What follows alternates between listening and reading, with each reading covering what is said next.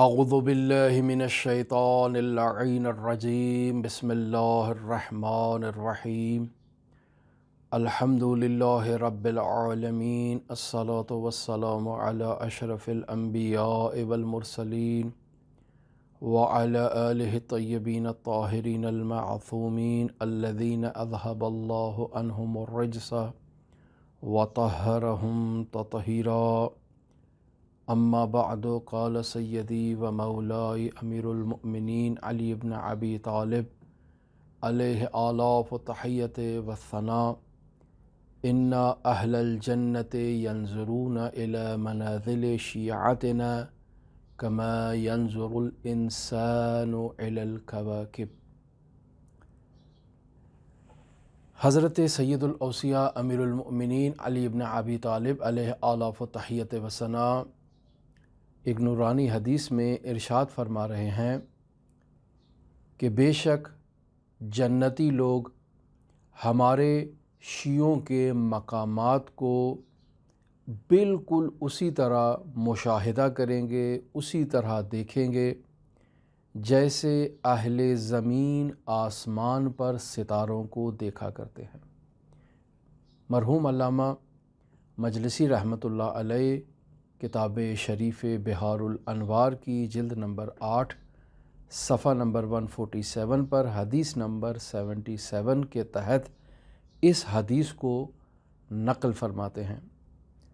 ہماری آپ کے ساتھ گفتگو اس عنوان پر جاری تھی کہ حضرات اہل بیت علیہم الصلاۃ والسلام کے شیعہ کو کیسا ہونا چاہیے، شیعہ اہل بیت میں کن صفات کا ہونا ضروری ہے تاکہ وہ شیعہ اہل بیت کہلائے۔ اس سلسلے میں متعدد احادیث ہم نے آپ کی خدمت میں ذکر کی اور کل کی گفتگو کا خلاصہ یہی ہے کہ حضرات اہل بیت علیہم الصلاۃ والسلام رسول خدا صلی اللہ علیہ وآلہ وسلم کی اقتداء میں ایمان کے پہلے اور بلند ترین مرتبے پر فائز ہیں، لہٰذا وہ ایمان کے بلند ترین مرتبے پر فائز ہونے کی حیثیت سے ہمیشہ ہمیشہ نیک کاموں کی طرف، اچھے کاموں کی طرف سبقت اختیار کرتے ہیں اور فاستبقوا الخیرات کا حقیقی مصداق رسول خدا صلی اللہ علیہ وآلہ وسلم اور حضرات ائمہ معصومین علیہم الصلاۃ والسلام کی ذوات طیبہ اور ذوات طاہرہ ہیں۔ پھر ہم نے عرض کیا کہ حضرات اہل بیت علیہم الصلاۃ والسلام کے شیعہ بھی حضرات اہل بیت علیہم الصلاۃ والسلام کی تبعیت میں، پیروی میں، اقتداء میں نیک کاموں کی طرف سبقت اختیار کرتے ہیں، اور السابقون السابقون کا حقیقی مصداق حضرت مولا الموحدین علی ابن ابی طالب علیہ آلاف تحیت و ثناء کے حقیقی شیعہ ہیں، جو نیک کاموں میں سبقت اختیار کرتے ہیں اور اول اسلام اور اول ایمان کے مصداق حضرات اہل بیت علیہم الصلاۃ والسلام کی تبعیت میں اول اسلام اور اول ایمان کا مصداق قرار پاتے ہیں۔ لہٰذا السابقون کا عنوان شیعہ اہل بیت پر ان علامت کے عنوان سے نہیں ہے بلکہ حقیقت کے عنوان سے ہے، یعنی حضرات اہل بیت علیہم الصلاۃ والسلام کے شیعہ حقیقی معنی میں والسابقون السابقون اولئک المقربون کا حقیقی مصداق ہے، فاستبقوا الخیرات کا حقیقی مصداق ہے۔ ہماری گفتگو اگلے مرحلے میں اگر داخل ہو تو ہم یہ بھی عرض کریں گے آپ کی خدمت میں کہ شیعہ اہل بیت حقیقی عنوان سے حضرات اہل بیت علیہم الصلاۃ والسلام سے محبت کرنے والے ہیں۔ حضرات اہل بیت علیہم الصلاۃ والسلام کی محبت میں حضرات اہل بیت علیہم الصلاۃ والسلام کے محبوں سے محبت کرتے ہیں، اور حضرات اہل بیت علیہم الصلاۃ والسلام کی محبت میں حضرات اہل بیت علیہم الصلاۃ والسلام کے دشمنوں اور ان کے دشمنوں کے شیعوں سے بیزاری کا اظہار کرتے ہیں، جسے ہماری اصطلاح میں تولا اور تبرہ کہا جاتا ہے۔ تبرہ در واقع اسی اعلان بیزاری اور اظہار بیزاری کا نام ہے، یعنی انسان اپنی گفتار سے دشمنان اہل بیت سے بیزاری کا اظہار کرے، انسان اپنی گفتار سے دشمنان اہل بیت کے شیعوں سے بیزاری کا اظہار کرے، اسلام اپنی گفتار سے اہل بیت علیہم الصلاۃ والسلام کی محبت کا اظہار کرے اور محبان اہل بیت علیہم الصلاۃ والسلام سے محبت کا اظہار کرے، اور دوسرے مرحلے میں انسان اپنے عمل کے ذریعے سے اہل بیت علیہم الصلاۃ والسلام سے محبت کا اظہار کرے اور اہل بیت علیہم الصلاۃ والسلام کے شیعوں سے محبت کا اظہار کرے، اہل بیت علیہم الصلاۃ والسلام کے دشمنوں سے بیزاری کا اظہار اپنے عمل سے کرے اور اہل بیت کے دشمنوں کے شیعوں سے بیزاری کا اظہار اپنے عمل سے کرے، یعنی انسان تمام حالات میں اپنی زندگی کے اندر رسول خدا صلی اللہ علیہ وآلہ وسلم سے محبت اور رسول خدا صلی اللہ علیہ وآلہ وسلم کے چاہنے والے شیعوں سے محبت کا اظہار کرے، رسول خدا صلی اللہ علیہ وآلہ وسلم اور ان کے اہل بیت کی محبت میں ان کا دامن تھامے رکھے، اور بطور خاص حضرت امام حسن عسکری علیہ آلاف و تحیت و ثنا کی غیبت کے فرزند حضرت امام زمان علیہ آلاف و تحیت و ثنا کی غیبت کے بعد جو زمانہ آیا ہے، اس زمانے میں بطور خاص محبت اہل بیت اور شیعیان اہل بیت سے محبت قولاً اور فعلاً،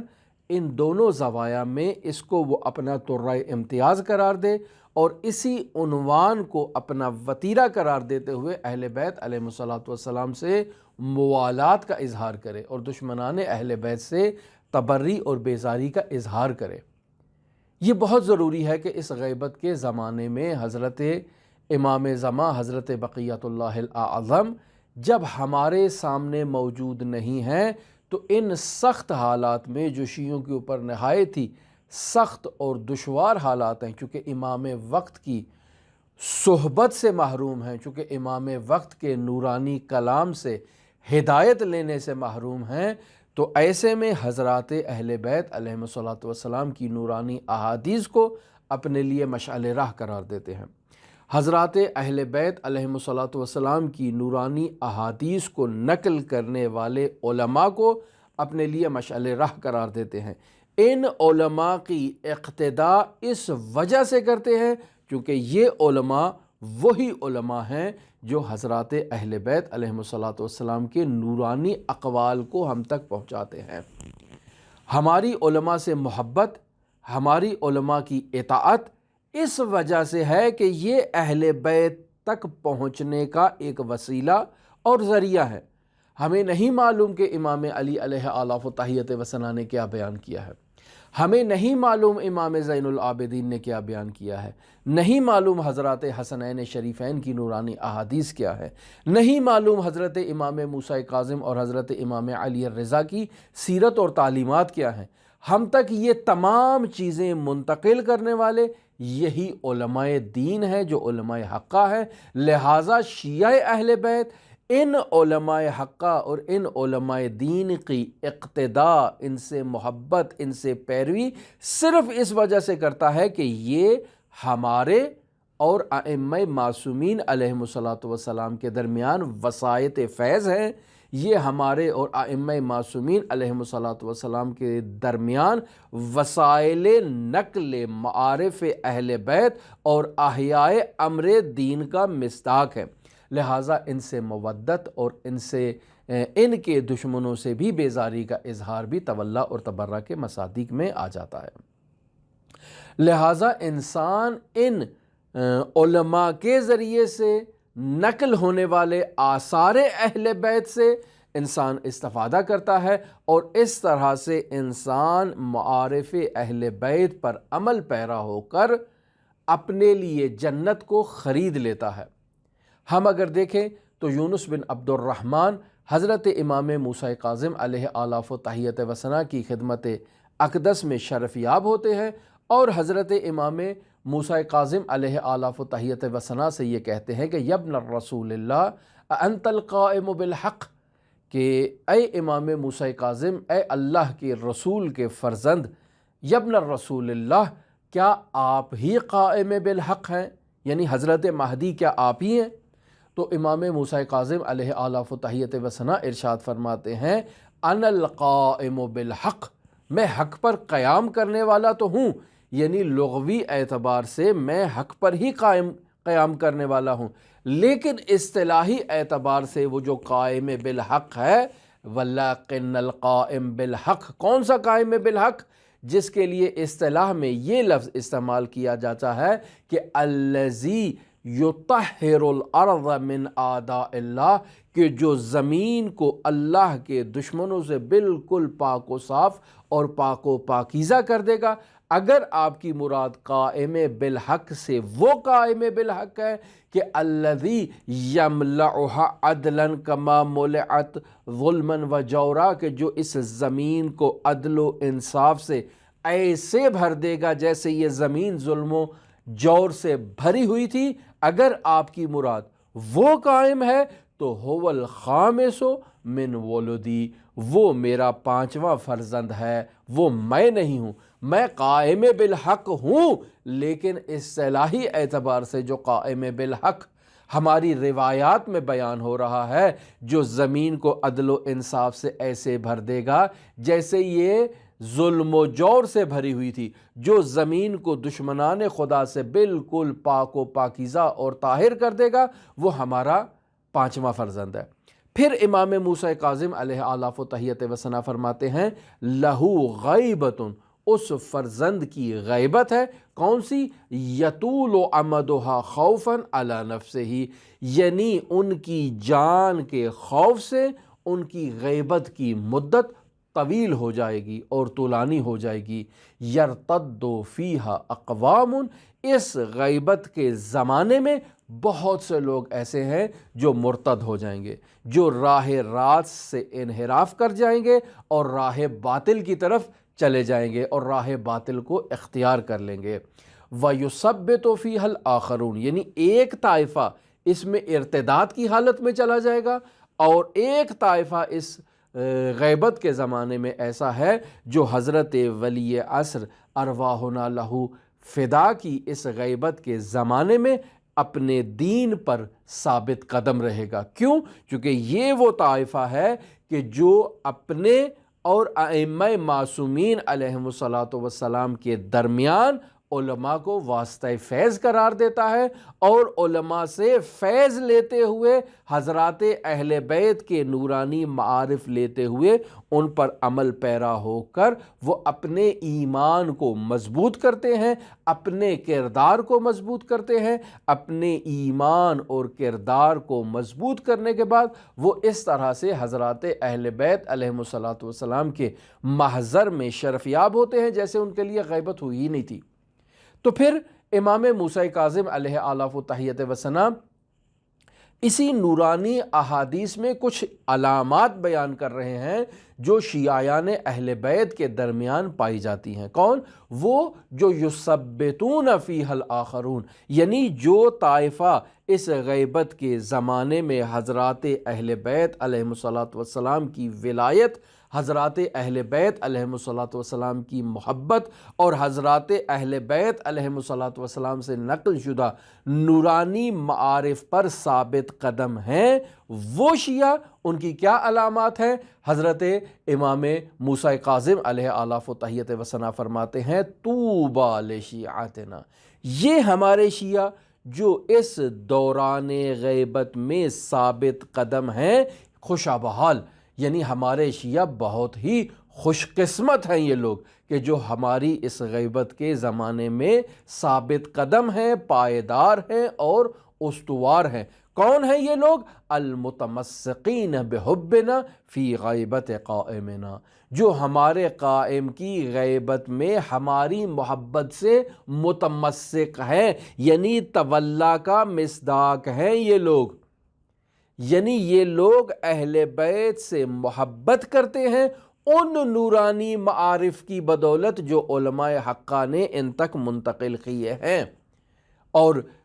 اہل بیت علیہم الصلاۃ والسلام سے نقل شدہ معارف اس قدر وسیع ہیں جنہیں علماء اہل بیت علیہم الصلاۃ والسلام نے اہل بیت علیہم الصلاۃ والسلام سے نقل کیا ہے اور سینہ بسینہ کتاب بے کتاب نقل کر کے ہم تک پہنچایا ہے۔ بہت مظالم ہوئے علماء کے اوپر، بہت مشکلات آئیں علماء کے ساتھ، بہت سے کتاب خانے اور بہت سی چیزوں کو جلا دیا گیا، کتابوں کو زمین کے تہ میں دفن کیا جاتا تھا تاکہ دشمنان اہل بیت تک نہ پہنچے، اور وہ دشمنان اہل بیت ان کتابوں سے سوء استفادہ کرتے ہوئے شیعیان واقعی اہل بیت کو تکلیف نہ پہنچائیں۔ اس مشکل ترین سخت حالات کے ساتھ علماء حقہ نے ان نورانی معارف کو اہل بیت علیہم الصلاۃ والسلام سے ہم تک پہنچایا ہے۔ یہ ان کا بہت بڑا ہم پر احسان ہے، لہٰذا ان علماء اہل بیت کو ہم ہرگز نظر انداز نہیں کر سکتے، چونکہ یہ ہمارے اور اہل بیت کے درمیان واسطہ فیض ہیں، بالکل ایسے ہی جیسے خداوند متعال اور خداوند متعال کی مخلوقات کے درمیان واسطہ فیض حضرات اہل بیت علیہم الصلاۃ والسلام ہیں۔ پس ہمارے شیعہ طوبیٰ لشیعتنا، خوش قسمت ہیں ہمارے شیعہ المتمسقین بحبنا، جو ہماری محبت سے متمسک ہوتے ہیں، فی غیبت قائمنا، ہمارے قائم کی غیبت میں ہماری محبت سے متمسک ہوتے ہیں۔ پھر دوسری علامت ان کی امام موسیٰ کاظم نے کیا بیان کی ہے؟ الثابتین علی موالاتنا، یعنی ہماری ولایت پر یہ ہمارے شیعہ ثابت قدم اور پائیدار ہیں، یعنی ان کے قدم ہماری ولایت اور ہماری مودت سے لڑکھڑاتے نہیں ہیں، بالکل ثابت قدم ہیں۔ یعنی ان تک جو معارف علماء نے اہل بیت سے نقل کر کے ان تک پہنچائے ہیں، یہ ان معارف کو ایسے ہی پک کرتے ہیں جیسے انہوں نے خود حضرت امام موسیٰ کاظم سے سنا ہو۔ یعنی واسطہ فیض جو بیچ میں علماء آ رہے ہیں، یہ بالکل ایسے نقل کر کے بالکل اس قدر یعنی پاک و پاکیزہ علماء سے نقل ہونے والے مطالب جب ہم تک پہنچتے ہیں تو ہم ایسے محسوس کرتے ہیں جیسے خود ہم امام موسیٰ کاظم سے سن رہے ہوں۔ یعنی اس عالم کے لبھہ مبارک سے جاری ہونے والے قال الصادق و قال الباقر کے الفاظ گویا ایسے ہی ہیں جیسے یہ عالم بیچ میں ہے ہی نہیں، ہم خود امام موسیٰ کاظم سے سن رہے ہیں، ہم خود امام علی رضا سے سن رہے ہیں، ہم خود امام حسن عسکری سے سن رہے ہیں، خود حضرت سید الاوصیاء امیر المؤمنین علی بن ابی طالب علیہ آلاف و تحیت و ثنا سے ان نورانی معارف کو سن رہے ہیں۔ کیوں؟ چونکہ یہ علماء حقہ ہیں، یہ علماء دین ایسے علماء دین ہیں جنہوں نے اپنے آپ کو حضرات اہل بیت علیہم الصلاۃ والسلام کی ذوات طاہرہ میں فنا کر کے اپنے آپ کو حضرات اہل بیت علیہم الصلاۃ والسلام کے عنوان کے ساتھ زندہ رکھا ہوا ہے کہ یہ لوگ قال الصادق و قال الباقر کہنے والے علماء ہیں۔ لہٰذا ان علماء سے نقل شدہ مطالب پر ہمارے شیعہ کیا ہیں؟ ثابت قدم ہیں۔ ہمارے شیعہ کیا ہیں؟ پائیدار ہیں۔ ہمارے شیعوں کے قدم ہرگز نہیں لڑکھڑاتے۔ کیوں؟ چونکہ اس قدر پختہ مطالب علماء نے معارف اہل بیت کے ہم تک منتقل کر دیے ہیں کہ گویا ہمارا شیعہ خود اہل بیت سے سن رہا ہے۔ یہ واسطہ گویا کہ واسطہ ہی نہیں ہے۔ کیوں؟ چونکہ یہ واسطہ اہل بیت کے اندر فنا ہو چکا ہے، اس واسطے کا خود کوئی اپنا ذاتی وجود ہی نہیں ہے۔ یہ اہل بیت سے نقل کر رہا ہے، اہل بیت کی لسان سے نقل ہونے والے نورانی معارف کو ہم تک منتقل کر رہا ہے۔ اس کا وجود ایک ایسا واسطہ ہے کہ جو واسطہ گویا کہ نہ ہونے کے برابر ہو، اور اب ہم خود امام باقر سے سن رہے ہیں۔ کیوں؟ چونکہ اس نے اپنے آپ کو اہل بیت کی ذات میں فنا کر رکھا ہے۔ تو ایسے علماء سے نقل ہونے والے مطالب پر شیعہ کیوں ثابت قدم نہ رہے؟ کیوں ان کے قدم جو ہے وہ لڑکھڑانے سے محفوظ رہیں؟ کیوں؟ چونکہ یہ واسطہ بہت مضبوط واسطہ ہے۔ پھر والبراءۃ من اعدائنا، ہمارے شیعہ ہمارے دشمنوں سے براءت کا اظہار کرتے ہیں۔ یہ براءت قولی بھی ہے اور لسانی بھی ہے۔ یعنی انسان زبان کے ذریعے سے دشمن اہل بیت سے بیزاری کا اظہار کرے اور عمل کے ذریعے سے دشمن اہل بیت سے بیزاری کا اظہار کرے۔ براعت کا مطلب لعنت کرنا یا براعت کا مطلب گالم گلوچ کرنا، یہ براعت کا مطلب ایسے نہیں ہے۔ براعت کا مطلب یہ ہے کہ میں اسے نہیں تسلیم کرتا، میں صرف اس مطلب کو تسلیم کرتا ہوں جو مطلب رسول خدا صلی اللہ علیہ وآلہ وسلم نے ہم تک منتقل کیا ہے، اس مطلب کو تسلیم کرتا ہوں جو مطلب حضرات اہل بیت علیہ الصلوۃ والسلام نے اسلام کی تشریح میں ہم تک پہنچایا ہے، میں اس مطلب کو تسلیم کرتا ہوں۔ لیکن وہ مطلب جو آدائے اہل بیت، آدائے محمد مصطفیٰ نے ہم تک منتقل کیے، میں ہرگز ان معارف پر ایمان نہیں رکھتا اور ان معارف پر تسلیم نہیں ہوں۔ یہ لسانی طور پر انسان کہے کہ میں ان معارف کو تسلیم نہیں کرتا کہ جو معارف آدائے اہل بیت سے مجھ تک پہنچے ہیں، یہ لسانی، اور عملی یعنی عملاً انسان قال الصادق وقال الباقر والی احادیث پر عمل پیرا ہو اور اپنے آپ کو ان نورانی معارف کا مجسمہ قرار دے دے جو حضرات اہل بیت علیہ الصلوۃ والسلام سے نقل ہو کر ہم تک پہنچے ہیں۔ اگر کوئی شیعہ ایسا کر لے تو امام موسیٰ کاظم علیہ آلاف و تحیت و ثنا فرماتے ہیں اولئک منا، یہ جو شیعہ ہماری غیبت کے زمانے میں، ہمارے قائم کی غیبت کے زمانے میں ہمارے نورانی معارف سے متمسک ہو کر ثابت قدم ہیں، یہ شیعہ جو ہماری محبت میں پائیدار اور استوار ہیں، یہ شیعہ اولئک منا، یہ ہم میں سے ہیں، وَنَحْنُ مِنْهُمْ، اور ہم ان میں سے ہیں، یعنی ہم ان میں سے ہیں اور یہ ہم میں سے ہیں، بالکل ایسے جیسے ہرگز ایک دوسرے سے کبھی جدا نہیں ہوں گے۔ ان شیعوں نے اپنے وجود کو ہماری ذوات میں ذوب کر دیا ہے اور ہم بھی اب انہی کے نام کے ساتھ جو ہے وہ زندہ ہے۔ یعنی اگر ہمارا شیعہ زندہ ہے، ہمارے شیعہ کے دل کی دھڑکن میں دھڑکنے والی وہ ولایت علی بن ابی طالب اگر زندہ ہے، ہمارے شیعہ کے عمل میں اگر کردار اہل بیت زندہ ہے، تو ہم موسیٰ کاظم اور صادق آل محمد اور علی بن موسیٰ رضا بھی ان کے ساتھ زندہ ہیں۔ چونکہ یہ شیعہ زندہ ہے تو اس کی حیات سے ہماری حیات کا اظہار ہو رہا ہے۔ پھر امام موسیٰ کاظم علیہ آلاف و تحیت و ثنا فرماتے ہیں قد رضوا بنا ائمۃ، بتحقیق ان لوگوں نے ہمیں اپنی یعنی ہماری امامت پر ان لوگوں نے اپنی رضایت کا اظہار کیا ہے اور ہماری امامت پر یہ لوگ راضی ہو گئے ہیں، تو نتیجتاً ورضینا بہم شیعۃ، یعنی ہم بھی ان کے شیعہ ہونے پر راضی ہو گئے ہیں۔ کیوں؟ چونکہ یہ دو طرفیلی مقولہ ہے، یعنی انہوں نے ان لوگوں کی حیات سے ہی ہماری حیات ہے اور انہی لوگوں نے ہمیں زندہ کر رکھا ہے، اور قیامت تک یہی لوگ ہیں جو اپنے قول سے اور اپنے فعل سے اہل بیت علیہ الصلوۃ والسلام کے کردار کو معاشرے کے سامنے اور دنیا کے سامنے پھیلائیں گے اور دنیا کو بتائیں گے کہ صادق آل محمد کا شیعہ کیسا ہوتا ہے۔ پھر امام موسیٰ کاظم علیہ آلاف و تحیت و ثنا فرماتے ہیں طوبیٰ لہم، خوش نصیب ہیں ہمارے یہ شیعہ، وہم واللہ معنا فی درجتنا یوم القیامہ، اور اللہ کی قسم قیامت کے دن یہ ہمارے شیعہ قیامت کے دن معنا ہمارے ساتھ ہوں گے، فی درجتنا یعنی جس درجے پر ہم فائز ہوں گے اسی درجے پر ہمارے یہ شیعہ بھی فائز ہوں گے۔ کیوں اس درجے پر فائز ہوں گے؟ کیونکہ ان شیعوں نے اپنی ذوات کو ہماری ذات میں مجذوب کر دیا ہے اور ذوب کر دیا ہے۔ اب انہوں نے اپنی ذات کو قال الصادق و قال الباقر کے اقوال پر عمل کر کر کے اپنی ذات کو ہماری ذات میں ذوب کر دیا ہے، اور اب یہ قیامت تک ہماری اس طرح سے حیات کا ذریعہ بن رہے ہیں اور ہمارے کردار کو عملی طور پر معاشرے کے درمیان پہنچا رہے ہیں۔ اس نورانی حدیث کو مرحوم علامہ محمد باقر مجلسی علیہ الرحمہ نے بہار الانوار کی جلد نمبر 51 میں صفحہ نمبر 151 کے تحت حدیث نمبر 6 پر درج کیا ہے، مراجعہ آپ کر سکتے ہیں۔